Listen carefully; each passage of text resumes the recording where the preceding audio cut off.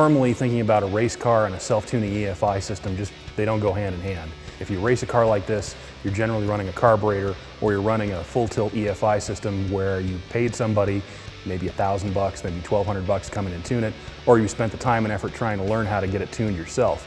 Today we're going to be installing the new EZ-EFI 2.0.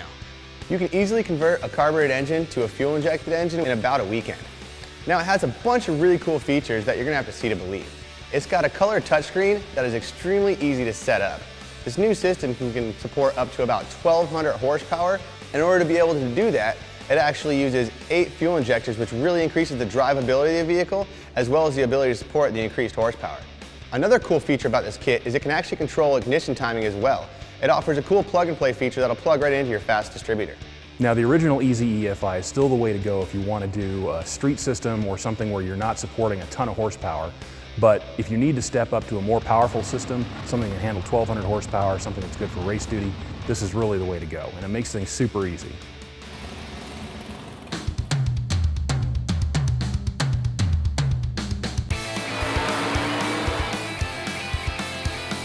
All right, so we have Brian Reese with us here today from Comp, and he's out here just showing us the kit and really making sure that we get the most out of it today. Well, we started with a Nova here that looks to be a pretty hot deal. It's got a 462 horsepower, 400-inch small block. I noticed it's turning 7,500 RPM, probably making less than 10 inches of vacuum at idle. So it's definitely not your basic crate engine, mild-mannered engine. It runs on drag rails. It's a purpose-built drag car. This thing runs 9-second ETs, so it's pretty impressive that an EFI system can support that kind of power. Well, there's a couple things going on. We started with the EZ-EFI about 4 years ago, and we never stopped developing, so we have been working at making it better the whole time. The throttle body is totally redesigned from scratch. It's die-cast out of aluminum in the USA. It's got 8 injectors, so that's the biggest advantage, I think, on the throttle body. We've repackaged and re-engineered the throttle body where everything is built into it, and it comes literally with 2 wires to connect. From a fuel perspective, it's got a built-in pulse dampener, so you have some capacitance in there and it smooths out the fuel. The ECU is the same, yes, it would just be a matter of a wiring harness change, and you can get that wiring harness from Fast and plug and play on your multi-port, no trouble. You definitely don't need a laptop. You don't need to be an expert in anything. If you can follow some simple directions, you're qualified to install it. It comes with a color touchscreen handheld, and a ton of engineering has been put into making that the most intuitive, simple, easy to follow tool for setting up. Here's the main differences between the original EZ-EFI and the new 2.0 version. The original has 4 injectors, 2.0 has 8, and that means you've got pretty much double the horsepower capacity. It goes from 625 to around 1,200. You also step up from a black and white screen to a color touch screen, and you get the ability to run timing controls and nitrous controls as well.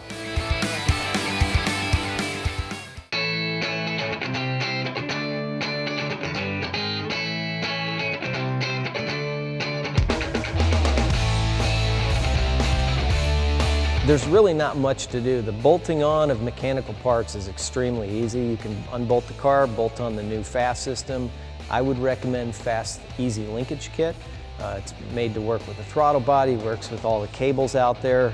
It's a very nice, very robust piece. The exhaust, you're going to have to tap into it with an O2 sensor. We provide all that stuff with a kit, so you simply have to have the bung welded in at an exhaust shop, and you're good to go. But mechanically, it's quite easy to install this thing.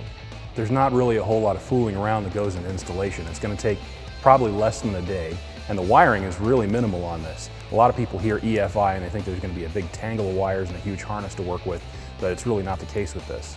You need a fuel injection fuel delivery system, and there's a lot of options out there. You can do inline systems, in-tank systems, returnless, but let me set the record straight.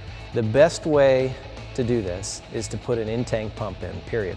There's a reason why every car for the last 30 years has had an in-tank pump, and it's not a coincidence. As far as return versus returnless, either one is fine.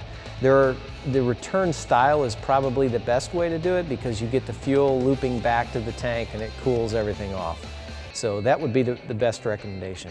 We can do inline tank pumps. We have inline tank pumps and those are fine too. They do present some challenges for installation because you have to make sure the fuel pump is primed and things like that. So I always recommend drop the tank, put an in-tank fuel pump in there, and that's your best route to success. Setup is really easy with the handheld controller. There's a wizard that takes you through all the programming steps required, and it just takes a couple of minutes to do it. It's going to ask you some basic questions about the engine displacement, some questions about the cam, things like that. And from there, it's going to have a baseline where it's going to start tuning itself.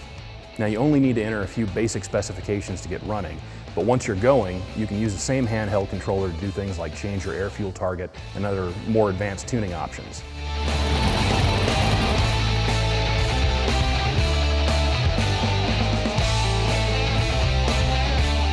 Okay, so we've been running our 1970 Nova on the dyno for a couple of passes here, trying to make some tweaks and get the most out of the system. One of the main reasons that we do this is for safety. Anytime you're putting a new fuel management system on a car, you really don't know what it's going to do. Now, we've been playing with some air-fuel ratios and different things of that nature, just really trying to tweak it, which this new system gives you the ability to do. So when we first strapped down our Nova without the fast EZ-EFI 2.0 system, we got some decent before numbers. 462 horsepower and 392 foot-pounds of torque. We ran the car again with the newly installed fast EZ-EFI 2.0 and the final tune and got 468 horsepower and 395 foot-pound of torque. A gain of almost 6 horsepower, which was surprising as it's not typical to see power gains. It shows how efficient the car is really running now.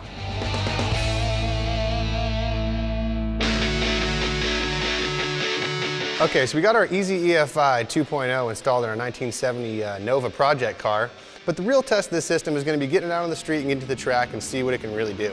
So we took this up to our local 8th mile drag strip, which is right here in Irwindale in Southern California, and got a pretty decent number out of it. Ran 664 at 101 miles an hour. If you spend a lot of time changing jets at the track, trying to keep up with weather changes, you're really going to appreciate the EZ-EFI 2.0's self-tuning features.